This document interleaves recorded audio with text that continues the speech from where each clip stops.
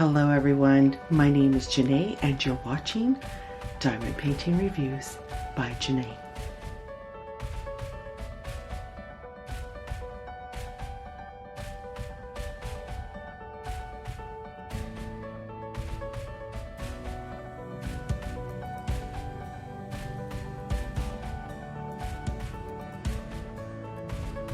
Hello everyone, and again my name is Jene, and for those of you that are new to the channel or just stopping by, a big howdy. If you like what you see and you like what you hear, I hope you'll consider subscribing to the channel. If you do decide to subscribe, please don't forget to hit that indication bell that is right next door to that subscribe button. That indication bell is going to let you know when I've uploaded my next video. So today we're going to do the unveiling and reveal of my custom that I've been working on for so long. This is a big painting, everyone. This is my custom Hotel Tropicana. This painting is 50 by 120, and we're going to go over obstacles that I had to go through and some of the things that I'm not really happy with this particular custom, but it turned out beautiful. I do have it rolled up here. It has been sealed. I have a small section that I still need to seal because, to be honest, and you know I'm going to be honest with you, it took me 3 stages to be able to seal this painting. It is so big, and my table can only accommodate part of this painting. So I did it in 3 stages, and each stage took about 20 to 30 minutes to apply the sealer and then 12 hours for it to completely dry. So that's why it's taken me a little bit longer than I anticipated to actually show you the full post review. I have actually been done with this painting for a little over a month. So I really want to show you this, and then I'm going to go ahead and show you the steps that I do to prepare the canvas for sealing, as well as how I mix that extra fine glitter that I put in my sealer. Now, Ureli, if you're watching, this is going to be dedicated to you.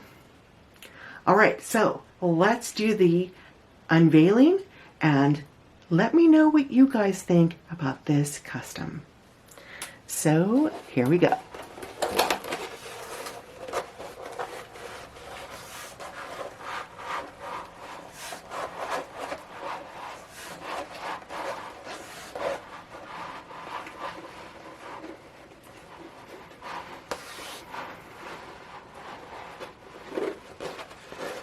And there it is. So everyone, let me know down below in the comments, what do you think about how this painting turned out? I think it's gorgeous, and I'm really hoping that the hotel really likes this painting. Now, the one thing I do have to let them know though is if they do plan on hanging this up, they will definitely have to put this behind glass, because unfortunately the salt air will destroy the crystals. Now, I do have the Nova AB Peridot in this section here, and then also in the lettering here is the Nova Golden Rose, and throughout the lettering here in the Tropicana, that is the Nova AB Citrine. And then throughout the darker sections of the letters, I've also included the Nova AB Topaz.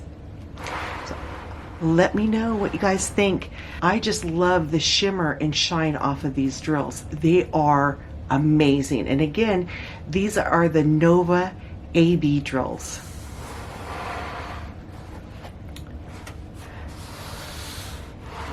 Again, there are the AB Nova Peridot. Just beautiful. This painting is amazing. But as I said, in every kit you're going to have some great things and you're going to have some not so great things. So by saying that, I'm just going to go over the pros and cons, starting with the cons first and then going into the pros. One of the major cons that I had with this painting is that the schematic is super small. Now, it doesn't affect the drill area, but it really does help if their schematic is a little bit bigger. The drill area was crystal clear and easy to follow, but I found that they weren't completely lined up. What I mean by is they're not like butted up next to each other, and I don't know if there was an issue with the way they mapped this or if it was just a printing issue. But as I started working on this painting, I noticed that all my drills started to kind of slant to the side, and trying to fix that once you're already about halfway through and didn't realize that was happening, yeah, it makes it messy. So I've been trying to fix it as I'm sealing the painting, and unfortunately it doesn't take it all away, but my lines are not as straight. Just with the whites though, they're just not as straight as I would like to see them. However, the crystals seem to be a little bit bigger than the regular resin drills that the Meian store sent, which is a good thing because it does help keep these drills lined up. So that was the only major issue. I will say this too, besides the really itty bitty teeny weeny schematic, we also had a lot of drill dust and resin, broken resin, and that can be an issue as well. But I had plenty of leftover drills, so I wasn't overly concerned with that. I have tons and tons of the white ones left. Of course, all of the colors that I've changed, I have all those bags as well. But the white, I mean, I must have had at least 30 bags of the white, and I probably have about 5 bags left over.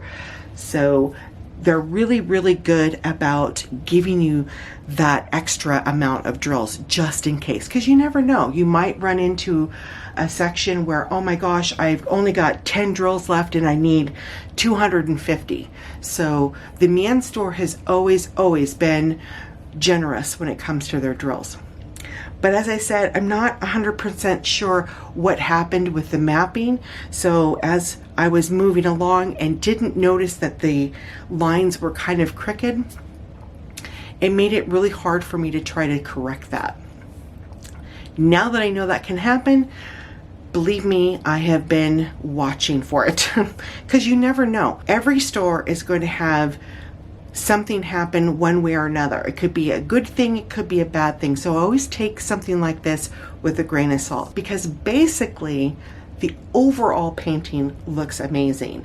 But if you were to really get your nose into it, I mean like really get in there, you're going to notice that the lines are not as straight as they could be. Okay, so by saying that, what I'm going to do is I'm going to bring down the camera and I'm going to show you the steps that I take to seal this painting. As I said, I've already taken 3 stages of sealer and done that, but I have not done this portion of this painting right in through here. So I'm going to pause the camera. I have got to put some heavy stuff on this or this canvas will slide right off of my table. That's how heavy it is. And I'll go over all the steps and how I get the canvas prepped and ready to go, as well as the extra fine glitter that I put into my sealer. We'll be right back. All right, everyone, we're back, and these are the items that I use to get my canvas prepped, ready for sealing, and the sealer. The first thing you're going to need is a bag of baby wipes. They can be unscented or scented. Either one will work. It's just personal preference. A toothbrush. You're going to need some sponge brushes, and I always recommend having 2 or 3 on hand as you're working with your sealer. The product I use is called Liquitex, and I'll share some information with you on this as well as the glitter once we start sealing. And then the container of glitter. I picked up this glitter at Michael's, and there are several different colors here. The primary color that I use is the opal, but there is gold, there is a platinum, silver, a rose gold, and another platinum here. Very nice, and I don't think I paid that much for it, but it's very, very handy, and it's extra fine glitter. So I'm going to move this stuff off to the side. And another item you're going to need, I almost forgot, you're going to need a drill pin with a row straightener. Oops. The first thing that I'm going to do is I'm going to take this toothbrush and we're going to rub it up against the drills. This is going to help loosen up any type of debris that could be sitting on your drills and or in between your drills. I always try to move it towards me and away from the drill area, so off of the canvas altogether. Once you feel that you've got all of that cleared up and everything's ready to go, then you're going to take a baby wipe and you're going to clean off the drills. The purpose of the baby wipe is to get all of that wax residue off, and it's going to help soften this area here where that added stickiness is. Okay, so we're going to take a baby wipe.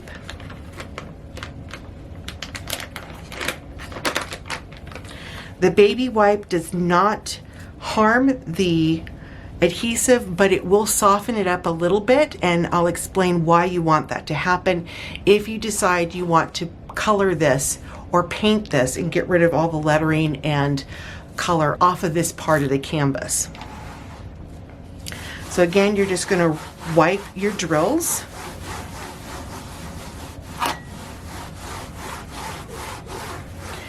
Purpose for this is to get any wax residue or any other type of debris that could be sitting on those drills.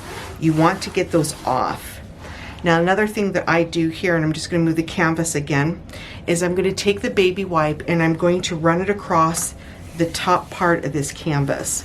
And the reason why I'm doing that, oops, is to get any type of stickiness. I want that all to be super soft. And then I'm going to take my thumbnail and I'm just going to start gently scratching at this. This is going to help pull up that adhesive that's over the border. But you want to be careful when you do this, because you could accidentally grab one of those drills and pull it right off the canvas. So just gently scratch at that area where it's tacky or sticky, and that glue will come off of the canvas, and that way it makes it a lot cleaner if you decide you want to cover this border in a different color.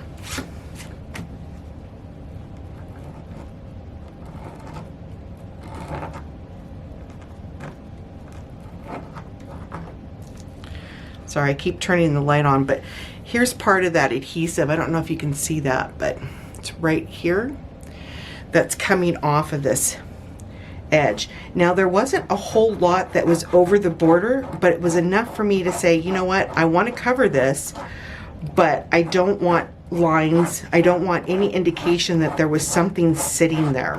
So that's why I'm doing this. I want to get all of that off so that it's not as tacky and there's no line difference between where the adhesive stops and then the rest of the canvas there. I do plan on putting a color on this as a border or matting look and getting rid of all this information that's on the canvas.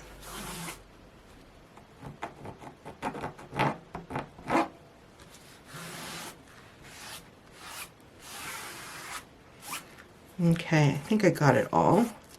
There's a little bit of adhesive right in here. I'm just going to scratch at that. All right, so I think that is pretty much it.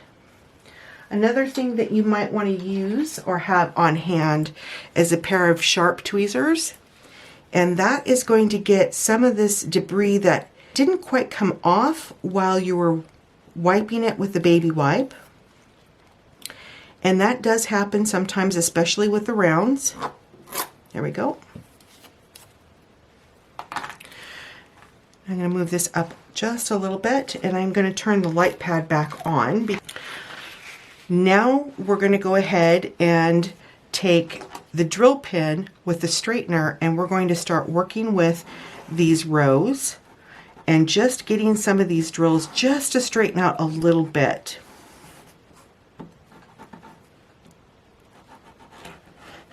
Now you don't have to do this with every row, but if you do see an area that you're not happy with and you want to kind of manipulate or move those drills, that's what the drill pin's for. Okay.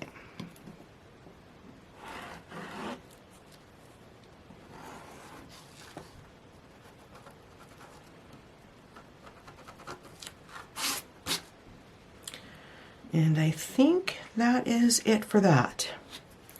All right. So the next thing I'm going to do, besides moving stuff off the table, oh, wait a minute. We got some sections here that I need to just kind of move over a little bit. There we go. There. The next thing I'm going to do is I'm going to take my green boat. I'm pretty sure most of us have one of these. And I'm going to take my Liquitex and I'm going to pour some Liquitex in the green boat. Now, again, you want to mix the Liquitex, but you don't want to be aggressive with it. So back and forth. So that gives it a little bit of a shake. We're going to pop it open and we're going to pour some in there. Now, for the extra fine glitter, I'm just going to open this up and I'm just going to pour some in here. There we go.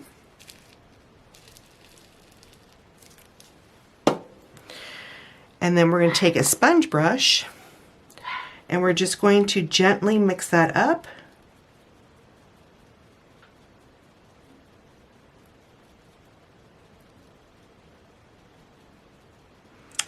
And then we're going to start applying the sealer.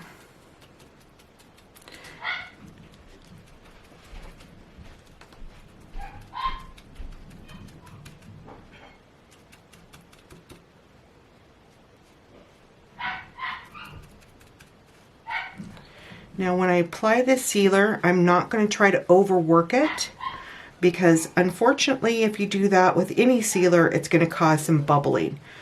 You want to avoid the bubbles, then you don't want to overwork it.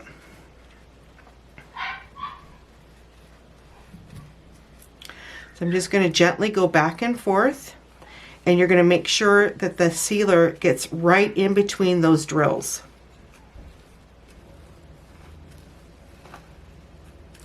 Also, you want to make sure you get the sealer right in those edges where I pulled off the glue.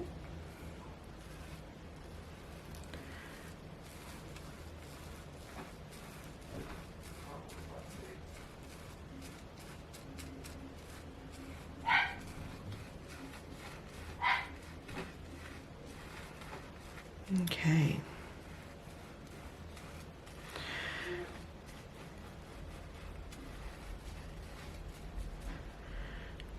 Oops.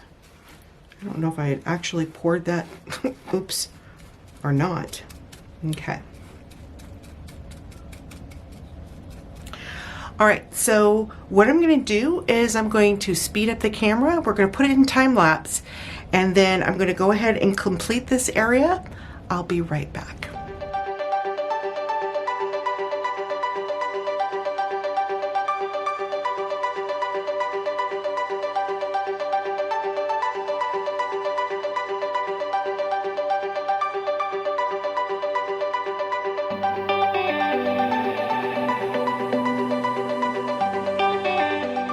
All right, everyone, so I am done with that section of the painting, and this is going to have to sit about 12 hours to be completely dry.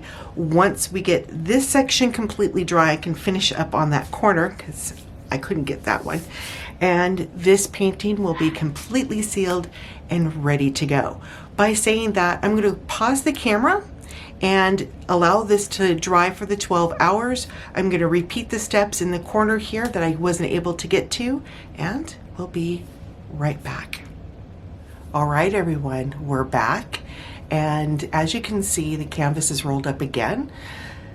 The really nice thing about Liquitex is it is very, very flexible, and it doesn't take away from your drills, and it doesn't make your canvas super stiff.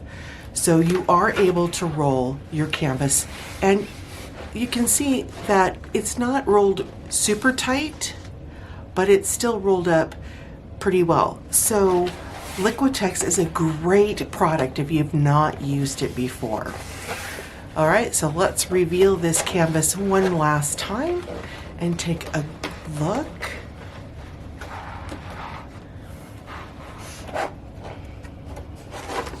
Now, I am being a little bit careful because this canvas is very heavy with these crystals on it. All right. Now here is the section where we sealed it just the other day. And there's the end. There you go. Let me know down below in the comments, what is your opinion on this painting? Would love to know what you think about it. By saying that, everyone, I'm going to go ahead and bid you adieu. Remember, always stay safe, stay healthy, stay happy. Again, my name is Jene. Thank you for spending some time with me today on the review. We'll talk again real soon. Take care, everyone. Bye for now.